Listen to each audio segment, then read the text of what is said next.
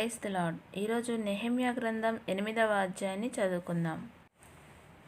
7వ నెల ఇశ్రాయేల్ ప్రజలు తమ ఊళ్ళలో కాపురం ఏర్పరచుకున్న తర్వాత వారంతా ఏకంగా వచ్చి నీళ్ల ద్వారానికి ఎదురుగా ఉన్న మైదానంలో సమకూడారు. యెహోవా ఇశ్రాయేల్ ప్రజలకు ఆదేశించిన మోషే ధర్మశాస్త్ర గ్రంథాన్ని తెమ్మని ధర్మశాస్త్రి అయిన ఎజ్రాతో చెప్పారు. 7వ నెల మొదటి రోజున ఎజ్రా యాజీ ఆ సభ ముందుకు ధర్మశాస్త్ర గ్రంథాన్ని తీసుకువచ్చాడు. ఆ సభలో స్త్రీ పురుషులు గ్రహింపుతో వినగల వారందరూ ఉన్నారు. నీళ్ల ద్వారానికి ఎదురుగా ఉన్న మైదానం ముందు నిల్చుండి ఎజ్రా ఉదయం నుంచి మధ్యాహ్నం వరకు ఆ స్త్రీ పురుషులకు గ్రహింపుతో వినగల వారందరికీ చదివి వినిపిస్తూ ఉన్నాడు. ఆ ప్రజలంతా ధర్మశాస్త్ర గ్రంథ వాక్కులను శ్రద్ధతో విన్నారు.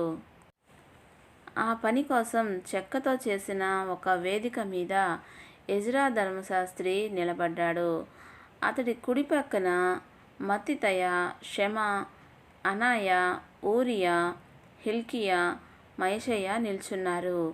అతని ఎడమ ప్రక్కన పెదాయ, మిషాయేల్, మల్కీయా, హాషుం, హష్బద్దానా, జకర్యా, మెషుల్లాం నిల్చున్నారు. ఎజ్రా ఆ గ్రంథాన్ని విప్పాడు. అతడు అందరికంటే పైగా నిలబడి ఉండటం చేత ప్రజలు అతన్ని చూడగలిగారు. అతడు గ్రంథాన్ని విప్పగానే వారంతా నిలబడ్డారు. ఎజ్రా గొప్ప దేవుడైన యెహోవాను స్తుతించాడు.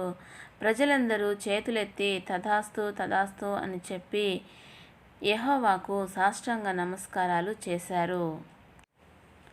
ప్రజలు ఆ స్థలంలో నిలిచి ఉండగా లేవీ గోత్రికులైన యేషూవ, బానీ, షెరేబయ, యామీను, అక్కూబు, షబ్బెతయి, హోదీయ, మైషయ్య, కెలీట, అజర్యా, హానాను, యోజాబాదు, పెలాయ ధర్మశాస్త్రోపదేశాలను వారికి వివరించి చెప్పారు.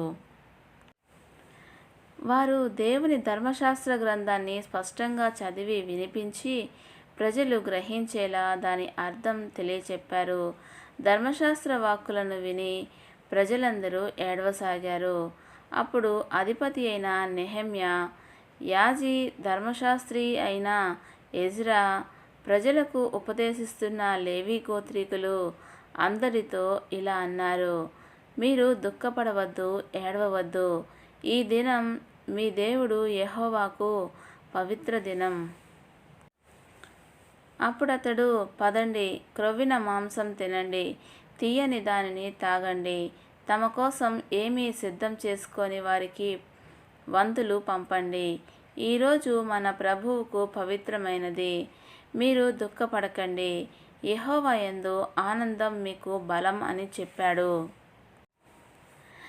లేవీ గోత్రికులు కూడా ప్రజలందరినీ నెమ్మదిపరిచి, ఊరుకోండి, దుఃఖపడవద్దండి, ఇది పవిత్ర దినం అన్నారు. అప్పుడు ప్రజలందరూ అన్నపానాలు పుచ్చుకోవడానికి, లేని వారికి వంతులు పంపడానికి, మహానందంతో ఉత్సవం చేయడానికి వెళ్ళిపోయారు.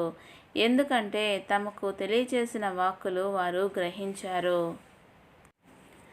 2వ రోజున ప్రజలలో అన్ని వంశాల నాయకులు, యాజులు, లేవీ గోత్రీకులు ధర్మశాస్త్ర వాక్కులను వినటానికి ఎజ్రా ధర్మశాస్త్రి దగ్గర సమకూడారు.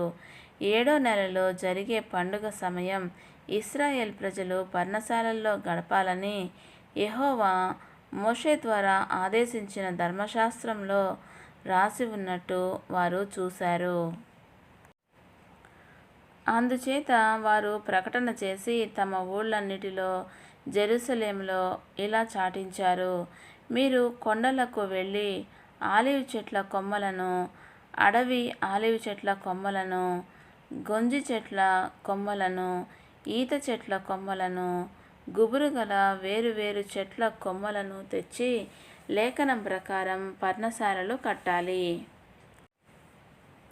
అలాగే ప్రజలు వెళ్ళి కొమ్మలను తెచ్చి ఒక్కొక్కరు తమ ఇండ్ల పైకప్పుల మీద, తమ ఆవరణాలలో, దేవాలయం ఆవరణంలో, నీళ్ల ద్వారం దగ్గర ఉన్న మైదానంలో, ఎఫ్రాయిం ద్వారం దగ్గర మైదానంలో పర్ణశాలలు కట్టారు.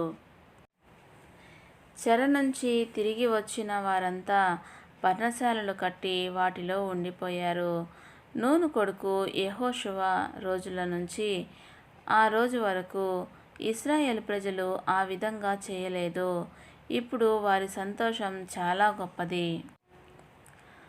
ఆ మొదటి రోజు నుంచి చివరి రోజు వరకు ప్రతిరోజు ఎజ్రా దేవుని ధర్మశాస్త్ర గ్రంథాన్ని చదివి వినిపిస్తూ ఉన్నాడు. వారు ఆ పండుగ 7 రోజులు ఆచరించారు. న్యాయ నిర్ణయాల ప్రకారం 8వ రోజున పవిత్ర సభ జరిగింది. దేవుడి పరిశుద్ధ వాక్యమును దీవించునుగాక. ఆమెన్.